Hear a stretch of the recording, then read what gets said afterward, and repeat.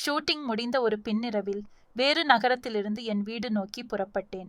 புறப்பட்ட அடுத்த அரை மணிக்கெல்லாம் நகர எல்லை தாண்டி அடர்ந்த வனப்பகுதிக்குள் நுழைகிறது என் வண்டி. அது பனி படர்ந்த இரவின் தொடக்கமாய் இருக்கும் நேரம். அமைதியாய் என் காரில் ஒலிநாடாவை ஒலிக்க விட்டு கொண்டு வாகனத்தை செலுத்திக் கொண்டிருந்தேன். அந்த அடர் இருளில் ஒரு மெல்லிய எளிய உருவம், பார்க்க ஒடிசலான வயசான கிழவன், கையில் கைவிளக்குடன் தலையில் முக்காடுடன் கை நீட்டி வழிமறித்தான். இந்த ராத்திரி வேளையில் யாரென்னவென தெரியாமல் வண்டியை நிறுத்தி மாட்டிக்கொள்வானேன் என வண்டியை நிறுத்தாமல் போனேன். ஒரு அரை கிலோமீட்டர் போயிருப்பேன்.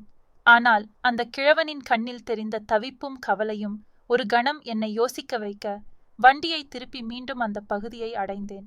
அந்த கிழவன் அங்கேயே நின்றிருந்தார். எங்கையா போகணும் என்றேன். இல்லையா, என் பேத்திக்கு வவுத்து வலி நரமாச கர்ப்பிணி, ரொம்ப நேரமா நிக்கிறேன், வண்டியே வரலையா என்கிறார்.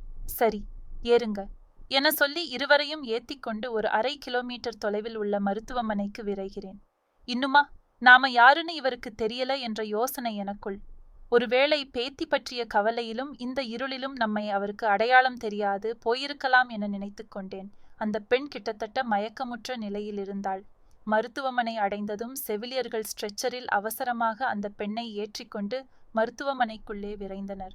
அப்போது நான் காரை விட்டு இறங்காததால் செவிலியர்களும் என்னை கவனிக்கவில்லை. பிறகு அந்த கிழவன், ரொம்ப நன்றி ஐயா, அவசரத்துக்கு உதவின, இந்தா இத டீ செலவுக்கு வச்சிக்கு என என் கையில் ஒரு நோட்டை திணித்தார்.